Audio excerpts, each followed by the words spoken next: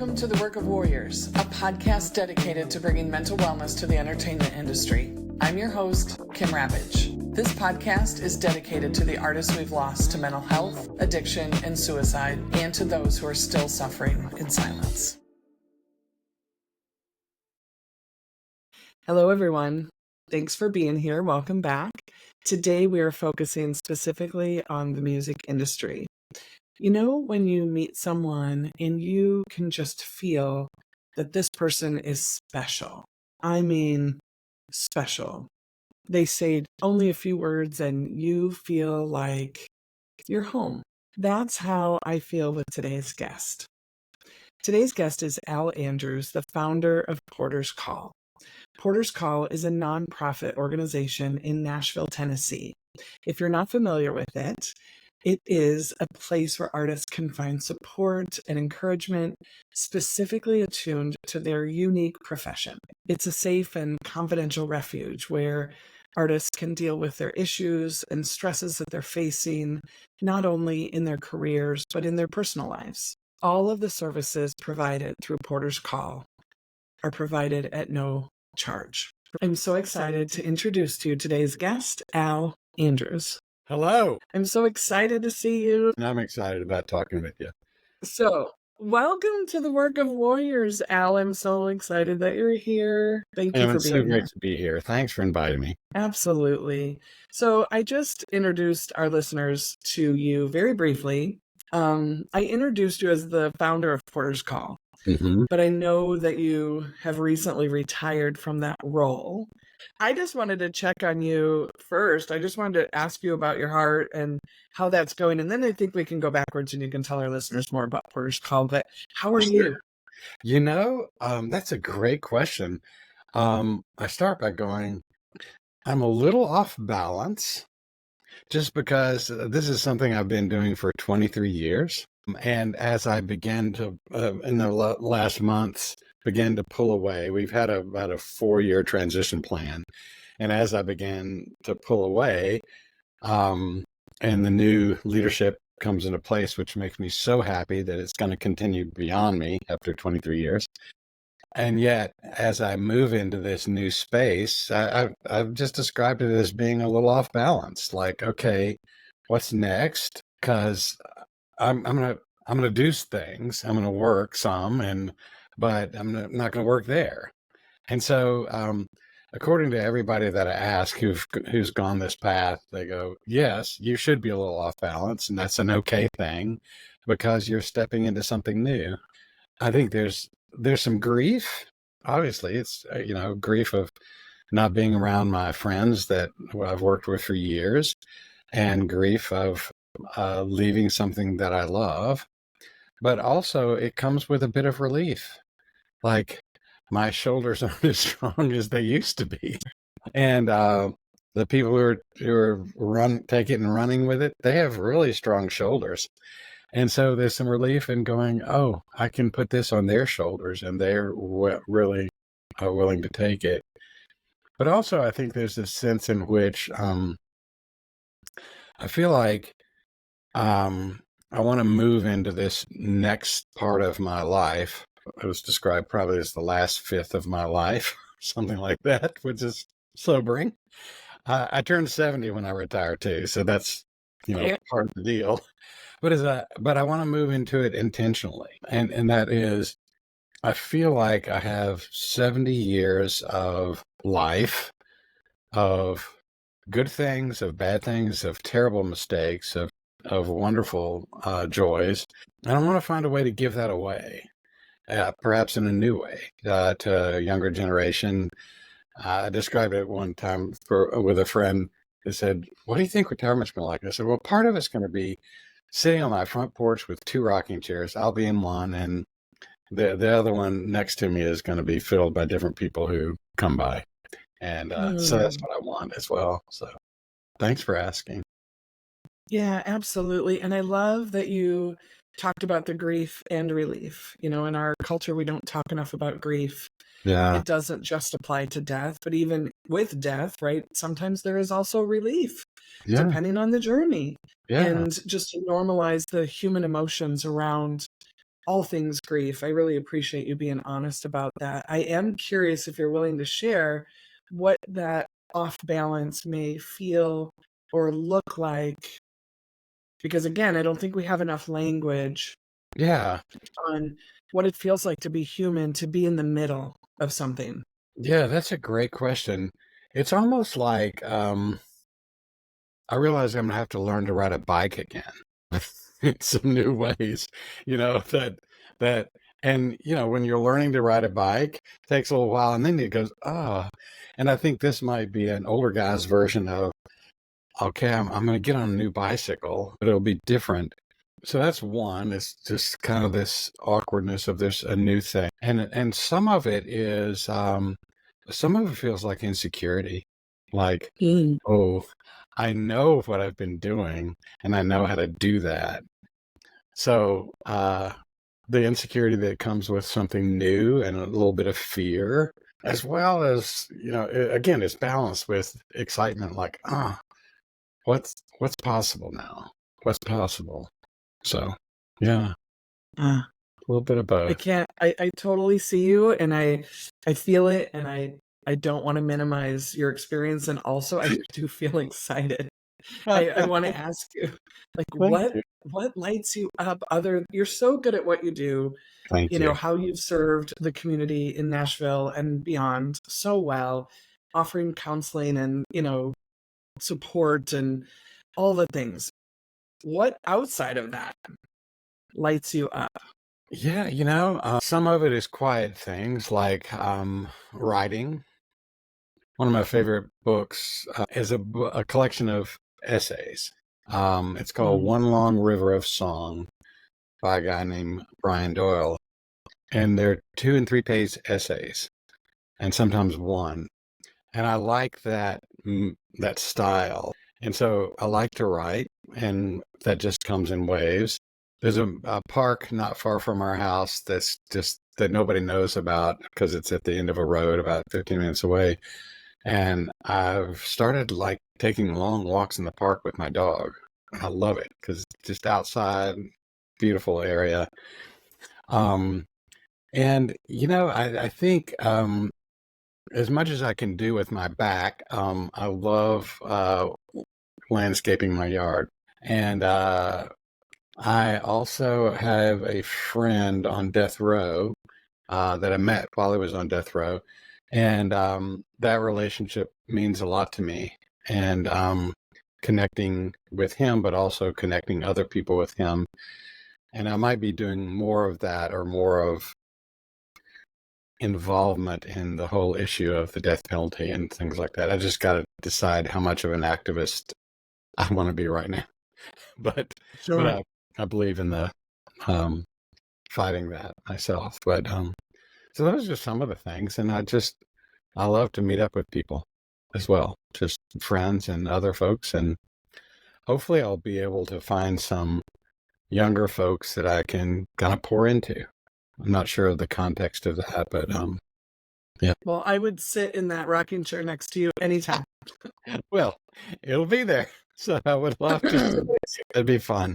You're talking about in this, final phase of the retirement plan, feeling off balance. But when you were talking about what you love and what fills you up and what lights, as I was listening to you, all of the things that you mentioned, those are all things that are so good for mental health, Hmm. right? And so I love, the attunement. I know you want to pour into other people still. That'll always be part of you, but also that you're doing that for yourself as well. Yeah. That's been a long time coming, to find those things, but and in the past years to go, okay, my wife and I, we just read this beautiful new book called Theo of Golden, Theo, Theo of Golden. And I've heard of the gentleman that wrote it. It's his first book ever.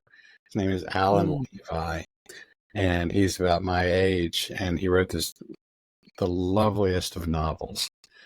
And I realized that as I appreciated the novel so much because it has 1 to 5 page chapters. Um, that helps me because I have the attention span of a squirrel. So it really I can read for 15 minutes and then put it down. And it took me several weeks to read it because I would just read in the morning and the evenings. And because of the way it's written, I realized for those 2 weeks, I felt incredibly peaceful Mm. because I entered into this world that he has created, which is a lovely story. Um, and it was an antidote for the news and for the traumas in this world, which weigh heavily on me. And I spend too much time looking at the news. But it was 2 weeks of an antidote, which was so interesting. And after it was over, she read it and felt the same thing. And we decided that one of the things that we wanted to work on and underline in our lives is discovering beauty. Um, and that whether that's poetry, whether that's being outside, whether that's finding a movie that we know because of recommendations is going to be rich and wonderful, poetry, and looking for other books as well, but just realizing how easy it is to get sucked into the darkness, if you will, and Mm. to the anxiety and the stresses. So a little bit of a long answer, but that's kind of one of the things we're underlining in our lives is to try to find that, Hmm. kind of bring beauty in and intentionally, not just waiting for it to come, but intentionally. So Yeah, I love that. Yeah. Well, and in a world that says our happiness is outside of ourselves, right? Our happiness is in the award or the stage or the job, the money, the car, the yeah, partner, whatever. yeah, It's available right here, right now. And when yeah, you can master that skill and like you said, intentionally bring it into your life, into your space, mhm. into your home, into your hearts, it's life changing. It really is. It really is, and I found myself talking about that more and more with people. It's kind of something we've known, but in a new way right now, and Mhm. I want to keep that growing. Yeah. Yeah, yeah. Mhm. Well, and you said, I noticed the last 2 weeks I just felt so much more peaceful. And I think that's so much a part of the work that I do, Yeah. because that's what I had to learn to do, Yeah. was to stop performing and stop building and stop, getting degrees and building things and actually pay attention to what was going on with me. There's that. Um, Yeah. there's that. But when you when you teach someone to come back to how they feel, so many people are working so hard trying to bring their gifts into the world, and they're not even attuned to themselves, Yeah. Yeah. right? So that is such a skill to say, what's right here. Come back to now. Come back to here. Come back to you. And intentionally attune to yourself Yeah. so that you can find, and you do, you more easily find the beauty Mhm. Yeah. because you're not 10 steps ahead of yourself. Exactly. Which I am. I tend to do. Skip 10 steps ahead. Really? Yeah. I have no idea what. Exactly. Yes. Exactly. Yeah, Mm. well, we're not here to say that we've mastered it and we figured it all out, right? We Oh, just I know we feel like connect, we get it. no, I feel like it's a commitment on my part, and to go. I I want to keep growing as a person, and like if I didn't see you for 10 years, and then we met up again, I hope you would think to yourself, "My gosh, he's changed." And I hope Yeah, that's a good change, because I just don't want to stop growing. I just, you know, that I'd, that'd be awful. yeah, yeah. I just wrote in my journal this morning in my morning pages, I am always healing. Mhm. Mm. And I think that's the whole point. We keep going, and Yeah. we don't have to worry about an arrival. We So, just so get to true. keep growing and healing. Yeah. Yeah. That's so And if you true. stay the course, it just gets better. Yes. So, yeah. Yeah. Well, you've learned a lot. You've grown a lot over the past 20 years. Can you tell our listeners about Porter's Call and specifically our Nashville community? Ah, I'm in Chicago, but my heart is in Nashville. yes. Um, but tell our listeners about Porter's Call, how that came to be. You and I share a background in therapy and private Yeah. practice. Well, my family, we moved to town in to Nashville from Colorado in 1997. Had two little boys, age 4 and 1 at that time, and I started a private practice in part of downtown Nashville. And by the end of probably in about by about 8 or 9 months, I'd built a practice, and I looked at that practice probably after the first year, really, and I realized that, gosh, 90% of my clientele were music related. Like whether it's a backup singer, a sound engineer, a bus driver, a manager, an agent, an artist, a drummer. I mean, it's just hilarious. And I remember thinking, well, is this God or is it Nashville or is it both? You know, and and I realized though that Nashville particularly has a network. And I started out just seeing some people in music, it was all music. And then over time, I realized that more and more artists, people who are touring artists, came to see me. And as they were there, over time, I realized, wow, there's some themes developing here, with these people versus other people. I think we all deal with essentially the same things. But when somebody's in the public eye, it's ramped up. Like it goes from a, normal, somebody that's not an artist, it might be the three, but what they're dealing with, the same things are just intensified by being in the public eye. But also I saw the struggles with too much money or not enough money, too much fame or not enough fame. And I'm not sure which of those is worse, really.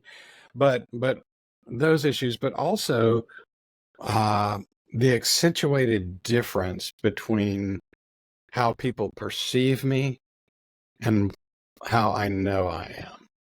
Like we all deal with that, the perception that people think about us and what we know to be true.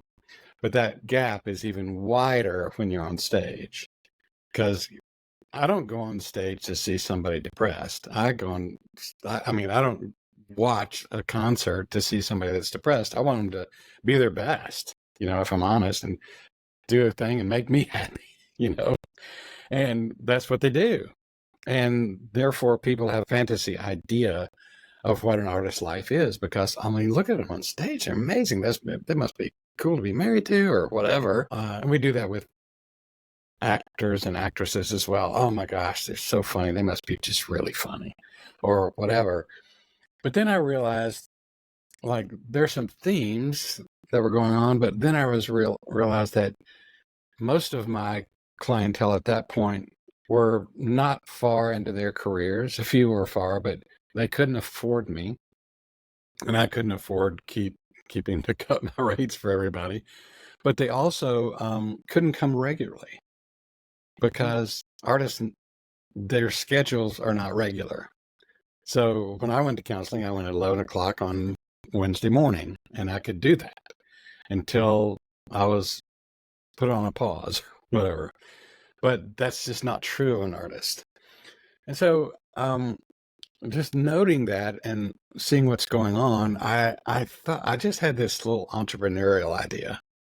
And the entrepreneurial idea was, what if I went to 5 labels and asked them to buy a day of my counseling practice and their artists could come for free? And I thought there are a lot of reasons for that, but mostly it's like private practice is really hard, you know, and gosh, if I could get somebody to support me, if you will, but just to pay for their artist. And so I, I decided to present the idea to a guy that I'd met before, Peter York, who was the Mm. president at that time of EMI Christian Album Records. And I went to him, and we had been talking about artists before. I'd met him prior to that, but I said, you guys are spending a lot of money, millions of dollars, to get people out on the road and successful. And we've watched them crash and burn over the last few years on a number of people for different reasons. And just said, what would it be like if you all invested in their hearts and souls as well as their careers? And this particular label, he said, you're not going to believe this, but about, 6 or 7 months ago, our board came to me and came to the leadership and said, you're asking artists to live a very difficult life on the road and away from their families, but we're not doing anything to help them. And they commissioned him with finding a way to help them. And then I just arrived in his office. And so he kind of said, yeah. And it was funny. I didn't have a business plan or anything, so I had to back up a little bit. But not before long, they bought Wednesday, and their stipulation was, on that day, you have to be willing to see anybody from any label, not just ours. Which, if you know the industry, you don't help other people's artists. I mean, that's just not a rule, but you get your artist up there, and you're not going to think about somebody else is thinking about them. That was such a generous thing. And when I asked why, he said, well, we believe this is what our industry needs, and so we want to let other people be involved. Long story, a little longer than almost at the end. We did it. They said, let's try it for 3 months. And we did it for 3 months, and they came back and said, something's happening with our artists. They have a place to go that's confidential. We don't know what's going on, but we know they're getting help. Would you be interested in turning this into a nonprofit? And if you would, we feel like we could help shake the trees in the industry and get people to support it and be for everybody. So that was in 2001. And other labels joined, and we've seen probably a couple of thousand artists and spouses since then, and probably see about 40 or 50 a week now. And we have a little team that's grown beyond me. And so basically we raise money from people who benefit from healthy artists. So anybody who works in the industry that benefits, and they support us, and some artists have turned around to support us as well, but it's free to them, no matter whether they're multimillionaires or whether they make $20,000 a year. And we love what we do, and we feel like it's found a place in this community to come alongside artists and be a friend that does not benefit financially from them. Yeah. Yeah. So, yeah. So It's that's so it. beautiful. Thank you. It's so beautiful. Thank you. And I love, can you say what the mat at the door says? Yeah, the foot mat coming in the door says, come as you are. And we have found that to be true, that there's no one that is excluded. If they're an artist, everyone's welcome. And that's made a huge difference. Some people had not felt welcome.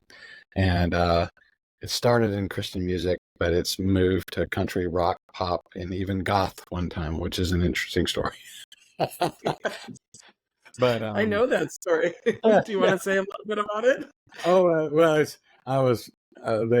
this goth band wanted to meet, and they were hungry, and so we went out to eat, and it was kind of funny. Everybody was just cool, and there's me. And I told my wife, those children's book where the kids pick out what does not belong here? That was me. So yeah, but it's been good to be able to be available to anybody who walks in the door, and it took a while to get people's trust, because so many people have been betrayed by people who they've given their confidence to. But also just, I had one person who had a lot of money say, after 3 hours of talking, so how much do I owe you? And I went, no, it's free. And he goes, no, how much do I owe you for this time? And I went, there's no cost. And he said, everybody makes money from me. I said, well, I don't. I just need you to be here and tell me the truth. And let's go to work. And that's made all the difference in what we're doing in Nashville. Yeah. I love that for so many reasons. So much of the work I do is, helping people, obviously, with their mental health as their career is climbing. And you and I have both worked with a lot of people, like what you just mentioned, who you just mentioned, that, we're given this false narrative that success is what's going to make us happy, right? Fame, notoriety, followers, whatever. And now we even have a younger generation coming up on social media. Like, you got to have the follows and all the likes. And it's Yeah. like, and this, that short story is such an example. The more success you have, the more your name is known. What I see over and over is the less freedom you have. Oh, The absolutely. less freedom you have, the less autonomy you have, the less trust you have. And if you don't feel safe while you're trying to bring your gifts into the world, Yeah. it's dangerous for your mental health and your relationships. Well, it really is. Before I started doing this, I would see these cool buses drive by, and you'd see them on, TV. Like, here's my bus, and you go in, and there's a fancy. I thought it was so cool, and that must be amazing, and it's just not. Nobody likes to ride on the bus, however nice it is. But also, I just remember saying one time that I don't believe that the human soul is built for fame. It's just not built for it. We're not built to be singled out. We're not built to be put up on a pedestal. We're not built to be worshipped and adored. And ultimately, we're not built to be so alone and isolated, which it becomes. And so whenever I get a chance to meet with a young artist, I'll go, one of the things I say is, I don't think anybody goes into being an artist without wanting to be famous. I mean, probably some people do, but that's just the dream and the fantasy. You watch your heroes on TV and you go, I want to do that. I want to be that. I want to sing to everybody. And that's fine. But I want to say, as you pursue that, two things I want you to know. One, it's okay to be middle class and to make enough money to feed your family and to buy a home and to be happy. You're not a loser if you're not absolutely famous and multimillionaire. But also, if your sun begins to rise and you begin to move up, know that it's that fame is scary and you should be afraid of it. Doesn't mean you don't need to. It doesn't mean you can't be famous, but you have to be aware of what it does and how it isolates and how you may not be able to go out to eat with your family and all the other things. And Or travel to your favorite places, visit your favorite stores. yeah, all those things. And that's the upper echelon, but also I think the isolation is I think there's ways to deal with it, like keep your old friends who don't care and who, I was talking to one guy who's kind of this sexy singer, which most of them are. And he said, my high school friends and my college friends thinks it's so funny. And I go, those are the people you need to keep around who are kind of laugh at you for being the sexy guy, because they'll keep you grounded. They'll go, really? I had another friend who was a friend of a famous person. And back in the green room where they bring your snacks and dinners for you before you go on stage, there was the star um, found a bruised banana and handed it back to the people.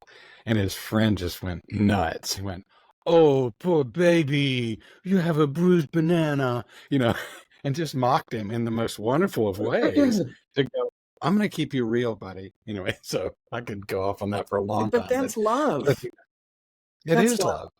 That's love. And I think people don't, you know, I've advocated before, when somebody's kind of made it and had plenty of money, you have enough money to bring your friends in 2 times a year and have a little weekend retreat where you're just one of the buddies.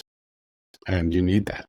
You need that because it's an unreal world. It is. And I think there are practices that you can do, like, if probably 90% of the time that I want to go to a concert, by the time I press the button on my computer, it's sold out, and I know there are ways to do it, but it's sold out. I just don't know how to do these things. But if, um, pick your famous person, whoever it is, if they call, the morning of a sold out concert, they have a seat. They have a seat, and good for them, no problem. But I've told people more than once, now and then, don't take the seat or get the seat and give it away to someone else that can't get the seat, like me. I don't say that.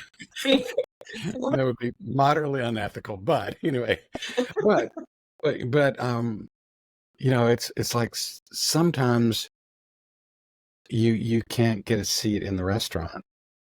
You shouldn't get a seat in the restaurant. You should just call somebody else and don't tell them who you are, and just be like the rest of us, because that's who you are. And just, take the perks that you want to take. It's fine. I'm not, I would take them too, but sometimes don't. Sometimes get in the back of the line. Yeah. And We talk a lot about, in the work that you and I do, we teach our clients a lot about boundaries, right? yeah, Having boundaries with people to protect yourself. But sometimes you need boundaries yeah, and other people around you, because they're wanting things from you, they're wanting your money, they want you to spend the money in the restaurant, whatever. They don't have boundaries. That's not good for the artist. And right. so part of learning how to have boundaries is not only with other people, but with and for yourself, to keep Yeah, yourself healthy. yeah, yeah, yeah. And I think, back to the old friends, to ask your old friends for feedback. What do you Yeah. see that you didn't used to see that troubles you? You know, what do you What a want to tell brave me? question. What do you want me? What do you want to tell me that you're afraid to tell me because I'm famous or something like that? So yeah, Yeah. to keep it real. Well, and I'm sure, as with my experience, you've experienced, watching tragedy and loss. And I know that you're getting ready to teach a class. Can Hmm. you talk about that? Sure. I was invited to teach to kind of create a class for a local school who has a lot of musicians in it and people that are going to be artists. Uh, and so I've really thought how fun it would be to get a junior and senior in college who's going to step into this crazy, wonderful world of music and art, and to say, hey, over the last 23 years, here's what I've learned that I want to pass on to you, that maybe if you follow some of these principles and guidelines, if you're aware of the mines in the minefield that are all around you, and you are aware of your own self and your own story and your own proclivity to addictions, um, and you get the help you need now before the pressure gets on, maybe you won't have to go to rehab. And so we're calling the course Prehab, um, getting to it before. In fact, I looked online. There are a lot of different prehabs out there. This for your back, for your knees, but this is for artists. But just a friend of mine, Well, it's for artists, but it's for their mental health. yes, and basically to say there are ways to get ready. You're going to still crash somewhere, if we all do, Yeah. but you don't have to be one of those people that's on the news that we Yeah. see all the time that gets in a drunk fight at the bar that says something stupid because you're not in your right mind or makes really bad decisions, that are career and life threatening. Yeah. So one of the things I'm going to do in Prehab is there's a wonderful documentary that I think every artist should watch. It's called Amy, and it's the documentary of Amy Winehouse. And it's probably 90% of the movie is cell phone footage of her or her Mhm. friends. And as you know, it starts out with her happily singing at a birthday party. I think she's like 14 and just as happy as a lark. And the movie ends with her being brought out on a body bag. And as you watch the movie, you can see it happening. And so part of the assignment is going to be, we're going to watch the movie together and you're going to have a pen and your paper. And I want you to write down every bad decision. Every bad decision. And there's so many that could be avoided. I really want to help artists go, let's keep our eyes wide open into what's coming up. And let's get ahead of it. Even with, what are you going to do about social media? Mhm. Um, we had a boot camp, a new artist boot camp at Porter's Call for brand new artists. We had about 40 of them come. It was a great time. And we had several artists to come to speak and to answer questions that we posed to them. And, one of them is, we all know that social media is destructive for the soul, comma, um, an artist has to have a social media presence. They just have to. That's the way it works. One of the artists says, I hate it. I hate it. Comparison kills me. I look at what other people are doing and how many they're selling and all this. And so he says, so what I do is I dedicate 2 days every 3 months and I film little things for social media. I get a cameraman and I plan out what I want to do and I film 2 days in a row and I get it all done for 3 months. And then somebody else posts it when they want to post it. And I do not look at social media. And I tell them, if there's something you see that I need to know, let me know. But he's made the decision. His boundary is, I'm not looking at it because we're all I'm too insecure. I'll get my feelings hurt. I'll get mad or I'll get upset or feel misunderstood or somebody doesn't like me. I don't need to do that anymore. And I thought, but that's the kind of thing we want to talk about, there's things you have to do and there's ways to deal with it. Yeah. So we're going to do prehab. And I love that. that way Yeah. we'll probably maybe have fewer people need to come to Porter's Call. Going to get some help earlier, Right. maybe. Yeah. Right. Right. I Yeah. always say, I want your career to take off. I Yes. just don't want it to take you out. Oh, that's a great word. Yeah. And it's so easy for it to happen. So Yeah. I am too insecure to be an artist. Even if I could sing, I just can't do it. Comparisons. Oh gosh, and yeah.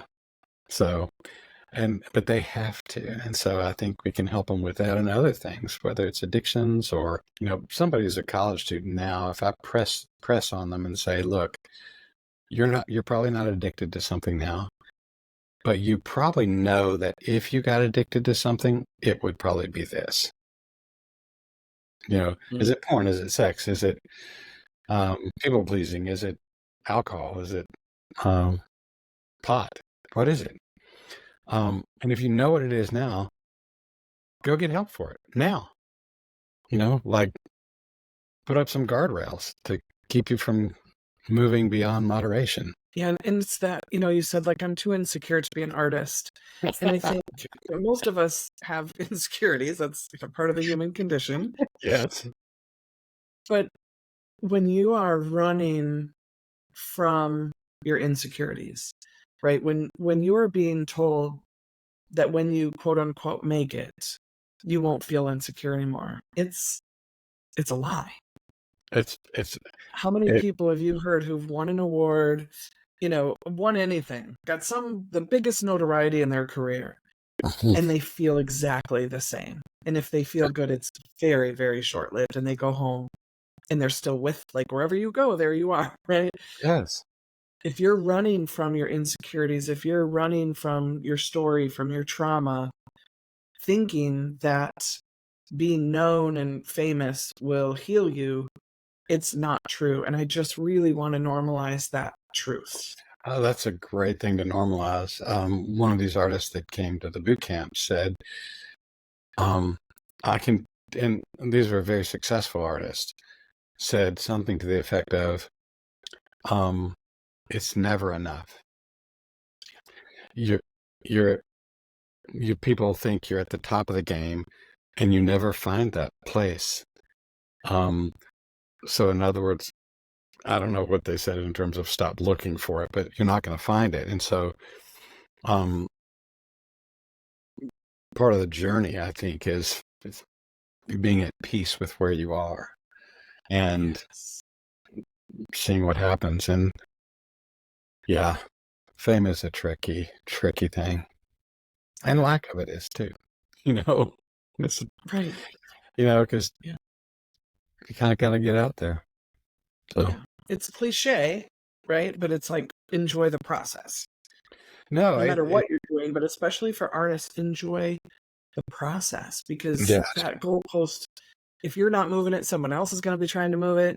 And, you're just going to keep giving and giving. And I think it's, Rick Rubin said, when you give your life to something for your dream for, 20 plus years, and even if and when you finally, quote unquote, arrived where you'd hope to be, and you arrive and you go, oh, that's it? yeah, That's where we lose people, yeah, right? So your mental health needs to be a priority. yeah, it really does.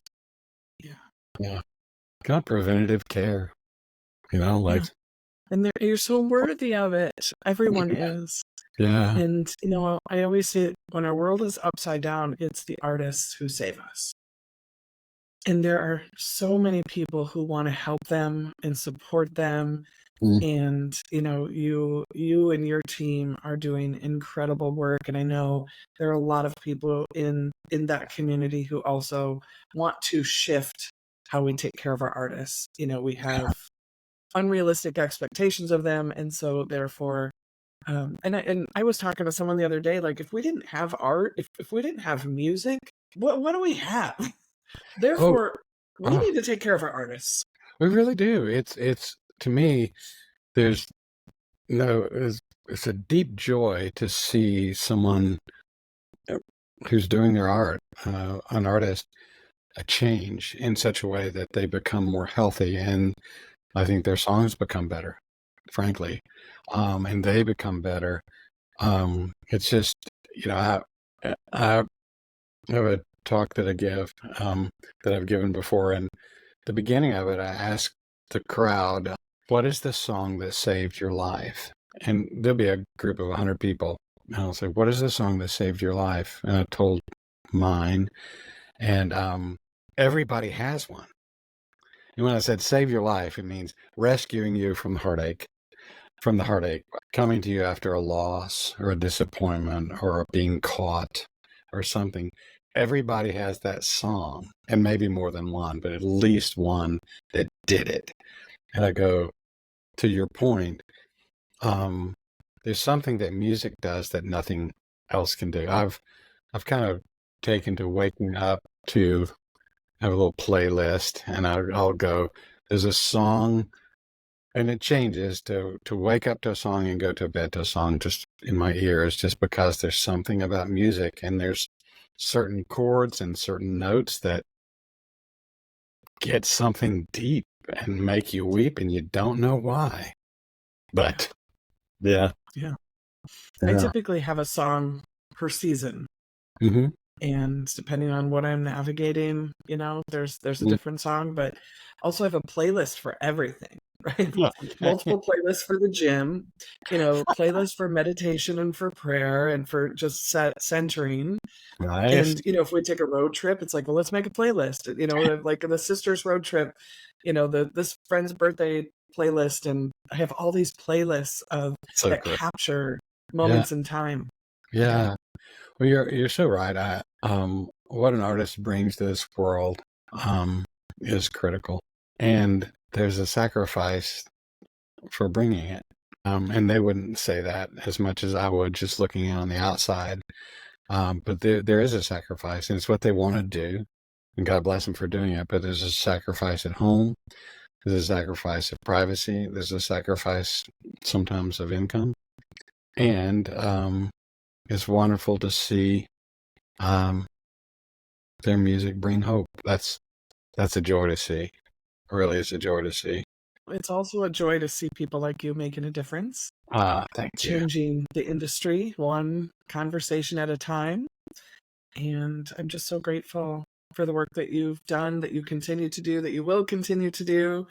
Thank And I hope to find myself in the rocking chair next to Yeah. you, Well, gleaning from all of your wisdom. the feeling is quite mutual. I love what you're doing. Even this podcast, you're serving a unique group of people, and we are together. And I'm glad to walk alongside people like you. Same, same. I'm grateful that we connected. We connected because I think I was looking for I was looking for local resources in Nashville for Yeah. people I was working with because I was in Chicago and sometimes you need to be in person. And when I stumbled upon you, I was blown away and I remember your immediately call. just Yeah. fell in love with Porter's Call and Well, all of your people. It's such a beautiful, beautiful service. thank you. And if Thanks. anyone does not know about Porter's Call, they need to know about Porter's Calls. Thank you. Thank you for being here. Thank you for being a warrior and being part of the podcast. And I appreciate you and I hope to see you in person very soon. I hope we get to see each other soon. And thanks for the time. Absolutely. Thank you, Al. Bye.